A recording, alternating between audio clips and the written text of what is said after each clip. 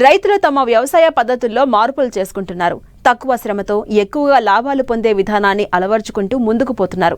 ముఖ్యంగా మామిడి, బొప్పాయి, అరటి లాంటి పంటలు సాగు చేసే రైతులు అంతర పంటలుగా వివిధ రకాల కూరగాయ పంటలను ప్రకృతి విధానంలో సాగు చేస్తూ పెట్టుబడి తగ్గించుకుంటూ అధిక లాభాలను పొందుతున్నారు. ఈ విధానాల్ని పాటిస్తూ ప్రకాశం జిల్లాలో ఓ రైతు మామిడిలో అంతర పంటలు సాగు చేసి ప్రతిరోజు ఆదాయాన్ని గడిస్తున్నారు.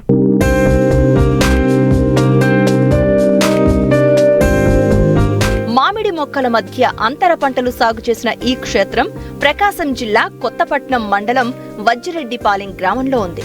ఇక్కడ అన్ని చాలా వరకు ఇసుక నేలలే, మెట్ట పంటలే సాగవుతూ ఉంటాయి. కాబట్టి చాలా మంది రైతులు ప్రధాన పంటగా వేరుశెనగను వేస్తూ ఉంటారు. కొందరు కొబ్బరి, మామిడి తోటలను సాగు చేస్తూ ఉంటారు. అయితే తోటలను వేసి సీజన్లో దిగుబడులు తీసుకుని వదిలేస్తూ ఉంటారు. సరైన యాజమాన్య చర్యలు చేపట్టకపోతే ఇక ఆ తోటల నుండి దిగుబడి పూర్తిగా పడిపోతుంది. ఇలా యాజమాన్యం చేపట్టకపోవడం వల్లే రైతు శ్రీహరికృష్ణ మామిడి తోట దెబ్బతింది. అయితే తాను చేస్తున్న ఉపాధ్యాయ వృత్తిని వదిలేసి వ్యవసాయం చేస్తున్నారు. స్థానిక ప్రకృతి వ్యవసాయం అధికారుల సలహాలు, సూచనలతో మామిడిలో అంతర పంటలుగా కొబ్బరి మొక్కలను నాటారు. మొక్కల మధ్య దూరం ఉండడం, ఏడాదికి ఒక పంట దిగుబడి వస్తుంది కాబట్టి అంతర పంటలుగా కూరగాయలను సాగు చేస్తూ ప్రతినిత్యం ఆదాయాన్ని పొందుతున్నారు. నేను కరోనాకు ముందు టీచింగ్ ప్రొఫెషన్లో ఉన్నానండి. కార్పొరేట్ స్కూల్స్లో IIT foundation physics faculty work చేశాను, అడ్మిన్లో కూడా చేశాను. ఒకటి, ఎక్కడైనా సరే కష్టపడాల్సిందే. అదేదో మన చేలో మనకు అవకాశం ఉంది, ఇక్కడ అదే కష్టం మనం ఇక్కడ చేసుకుంటే మనం సెల్ఫ్ సాటిస్ఫాక్షన్ ఉంటుంది, మనం కష్టపడిన దానికి ఫలితం ఉంటుంది, ఏదైనా ఫ్యూచర్ ప్లాన్ చేసుకోవచ్చు, గ్రోత్ ఉంటుంది అనే ఉద్దేశంతో ఇక్కడ కంటిన్యూ చేయడం జరుగుతుంది. అయితే నేను 2 సంవత్సరాలుగా ఇక్కడ చేస్తున్నాను. ఫస్ట్ ఏంటంటే మాది అన్నీ కూడా ఇసుక నేలలు ఇట్లో ఫెర్టిలిటీ తక్కువ ఉంటుంది మిగతా సాయిల్స్తో పోలిస్తే. నెక్స్ట్ ఆర్గానిక్ చేద్దాం అనుకుంటున్నాము, కొంత చేస్తున్నాము. అయితే ఈ మా సాయిల్ కండిషను, ఈ వాటర్ కండిషన్ వల్ల మేము అనుకున్న స్థాయి రిజల్ట్ పొందలేకపోతున్నాము. ఇప్పుడు ఇది మొత్తం 7 ఎకరాలు ప్లాన్ చేసామండి. అప్పుడు మాకు ఇంత ఇరిగేషన్ సిస్టమ్ లేదు. మాకు 10 years బ్యాక్ వచ్చేసి మేము పర్మనెంట్ సిస్టమ్ ఓన్ ఎక్స్పెండిచర్తో చేసుకున్నాము. అంతకుముందు ఏంటంటే మొత్తం ఓపెన్గా ఉండేది. సమ్మర్ టైంలో ఇవి ఇరిగేషన్ వచ్చేసరికి కాస్త కష్టంగా ఉండేది. దాంతో దాదాపు 90 మొక్కలే ఉన్నాయి. ఈ ఖాళీగా ఉంచడం దేనికి అనే ఉద్దేశంతో, పైగా రోజు రోజుకి కూలీల ప్రభావం పెరిగిపోతుంది. దానివల్ల కొంత మనం హార్టికల్చర్గా కన్వర్ట్ అయితే కొంత మనం సేఫ్ సైడ్లో ఉంటామనే ఉద్దేశంతో మామిడిలో కొంత కొబ్బరి మొక్కలు పెట్టడం జరిగింది. దీంట్లోనే మేము ఇక్కడ మాకు ప్రధాన పంట వచ్చేసి వేరుశెనగ వేస్తూ ఈ టైంలో కాస్త రొటేషన్ కావాలి మనకి. ఇప్పుడు 3 months క్రాఫ్ట్ ఉన్నాయి. ఈ 3 months వరకు అసలు మనీ మేనేజ్మెంట్ కాస్త ఇబ్బందిగా ఉంటుంది. సో దీన్ని ఓవర్కమ్ చేయడానికి మనం ఏదన్నా వెజిటేబుల్స్ అయితే బాగుంటుంది, ఎనీ టైం మనీ లాగా మనం చేసుకుంటే బాగుంటుంది ఉద్దేశంతో ఈ ఖాళీ నేలలో ఇవి కూరగాయలు అనేది సాగు చేయడం జరుగుతూ ఉంది. పైగా ఏంటంటే ఇప్పుడు మొక్కలు ఉన్నాయి, ఈ కొబ్బరి మొక్కలు ఉన్నాయి, మామిడి మొక్కలు ఉన్నాయి. ఈ టైంలో ఏదైనా పంటకు పెట్టకపోతే అవి మనం ఎన్ని నీళ్ళు పోసినప్పటికీ సరిపోవు, బెట్టకు వచ్చేస్తాం. అదే అంతర పంటలుగా మనకి ఉపయోగపడే మొక్కలు చేసుకుంటే రోజు ఇరిగేషన్ అంటే నీళ్ళు పెడుతుంటాం కాబట్టి ఏంటంటే మనకి రిటర్న్స్ వస్తాయి. చెట్లు కూడా ఏంటంటే పాడవకుండా హెల్తీగా ఉంటాయనే ఉద్దేశంతో ఈ మామిడి మొక్కలు, కొబ్బరి మొక్కలు అంతర పంటలు అనేది, పైగా వెజిటేబుల్స్ కూరగాయలు అనేది మేము సెలెక్ట్ చేసుకోవడం జరుగుతుంది. మామిడి తోటలో మొత్తం ఒక 3 ఎకరాల వరకు ఉంది. ఇందులో మేము ప్రధానంగా గోరుచిక్కుడు, బీర, కాకర, బెండ ఇవి సాగు చేస్తున్నాం. దోస కూడా వేస్తున్నాం. ఇప్పుడు పంట అయిపోయింది అది. మళ్ళీ దోసలో కూడా మేము మళ్ళీ ఖాళీ ఉంచిన ఉద్దేశం ఎందుకు అనే ఉద్దేశంతో మళ్ళీ పత్తి వేయడం జరిగింది. ఇట్లా ఏంటంటే అంతకుముందు కూడా మేము వేరుశెనగ వేసి అంతర పంటలుగా పత్తి కూడా వేస్తున్నాం. పోయే సంవత్సరం వేస్తున్నాం. మార్కెట్ బాగుంది, దిగుబడి కూడా పర్లేదు అనుకున్న రీతిలో వచ్చింది.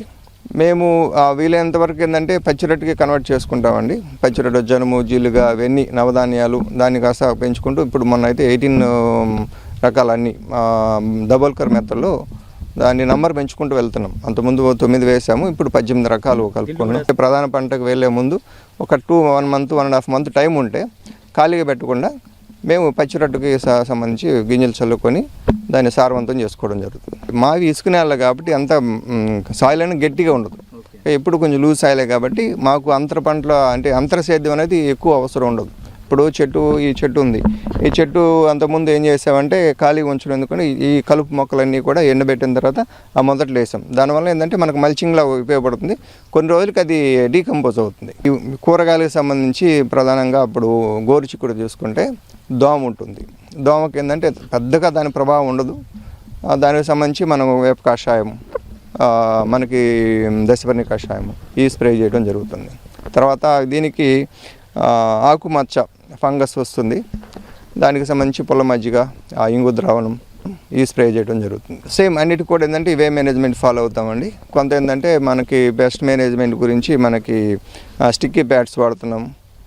ఫ్రూట్ ఫ్లైకి వచ్చేసి మనకి ఫ్రూట్ ఫ్లై ట్రాప్స్ వాడుతున్నాము. బెండ కూడా ఫుడ్ బోరర్ ఉంది, దానికి కూడా సంబంధించి ట్రాప్స్ మేము యూజ్ చేసుకుంటున్నాం. పశువుల ఎరువు ప్రధానంగా వాడుతామండి. దాన్ని మాకు ఆల్రెడీ పశువులు ఉన్నాయి, అవసరమంటే మాకు సరిపోదు, బయట నుంచి పశువుల ఎరువు తెచ్చుకుంటాం. దాన్ని మాకు కొన్ని రోజులు, ఒక నెల రోజులు మనకి టైప్ 2 మెథడ్లో జీవామృతం ఒక డ్రమ్లో కలుపుకొని దాన్ని కలిపి తీసుకుని 1 మంత్ తర్వాత అది కూడా కొంచెం ఫెర్టిలైజ్ అవుతుంది. దిగుబడి పర్లేదండి. ఎకరాకి క్యాలిక్యులేట్ చేసుకుంటే కనీసం ఖర్చులు పోను కనీసం ఒక 30,000 వరకు మనకు మార్జిన్ ఉంటుంది. పెట్టుబడి ఒక 10-15,000 ఉంటుంది. ఆ నికర ఆదాయం 30,000 వరకు ఉంటుంది. మా డిమాండ్ మార్కెట్ని బట్టి ఇప్పుడు కేజీ 30 రూపాయలు అమ్ముందనుకోండి, కొంచెం మార్జిన్ ఎక్కువ వస్తుంది. మామిడి ఏంటంటే మాకు అక్కడ ఒక మొక్క అవడం వల్ల కొంచెం మేనేజ్మెంట్ కష్టంగా ఉంది. దాని మీద కాన్సన్ట్రేట్ చేయలేదు వాస్తవంగా. బాగుంటే అంటే మేము ఈ 90 చెట్లకు గాను ఒక 2 లక్షల వరకు తీసాం. దానికి సంబంధించి మేము స్పెషల్ పెట్టుబడి అంటే ఏమి లేదు, ఎందుకంటే అంతర పంటలు వేస్తుంటాం కాబట్టి వీటిలో వేసే మేనేజ్మెంట్ దానికి సరిపోతుంది. పైకి ఏంటంటే పెద్ద మొక్కలు కాబట్టి వేర్లు అంత స్ప్రెడ్ అవుతున్నాయి కాబట్టి ఈ అంతర పంటలు ఏవైతే వేస్తున్నామో ఆ ఫెర్టిలైజర్ దానికి యూజ్ చేసుకుంటుంది. దాని స్పెషల్గా అయితే ఏమీ లేదు. కానీ పూతకు వచ్చిన దశలో ఏంటంటే పూత ఆ టైంలో మేము పంచిగా స్ప్రే చేసాం, 2 డోసులు ఇచ్చినాం. మనకి ఇక్కడ లోకల్గా ZBNF టీం ఉందండి.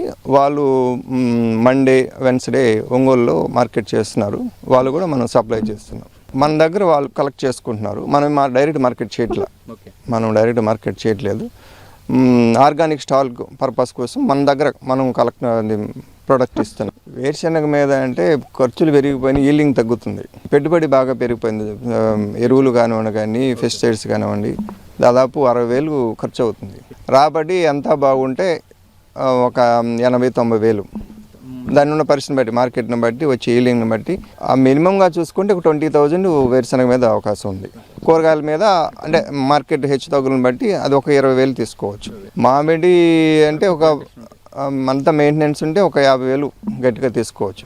ఆల్టుగెదర్ ఒక 1 ఇయర్కి ఒక ఎకరాకి జాగ్రత్తగా చేసుకుంటే 1,00,000 రూపాయలు నికర ఆదాయం తీసుకోవచ్చు. జిల్లా వ్యాప్తంగా ప్రకృతి వ్యవసాయాన్ని ప్రోత్సహిస్తున్నారు అధికారులు. సేంద్రియ విధానంలో పండించిన పంటలను నేరుగా అధికారులే కొనుగోలు చేస్తున్నారు.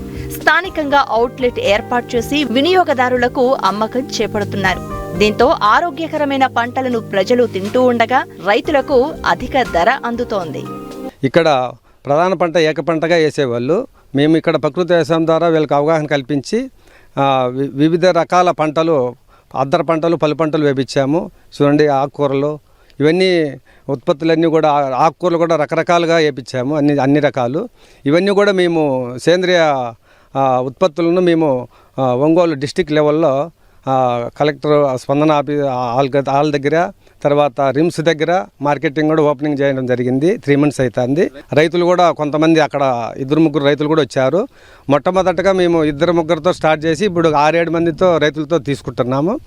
వాళ్ళకు కూడా మంచి ఆదాయాలు కూడా వస్తున్నాయి.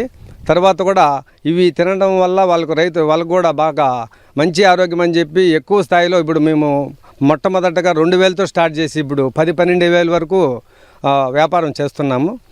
అక్కడ కూడా వాళ్ళు రైతులందరూ కూడా, వినియోగదారులందరూ కూడా మంచి ఫుడ్ తింటున్నాము అని కూడా ఆనందకరంగా చెప్పడం జరిగింది. తద్వారా మాకు ఇక్కడ రైతులు బాగా, వాళ్ళ నేలలు బాగుపడుతున్నాయి. అక్కడ కూడా మంచి ఆహారం ఇస్తున్నాము.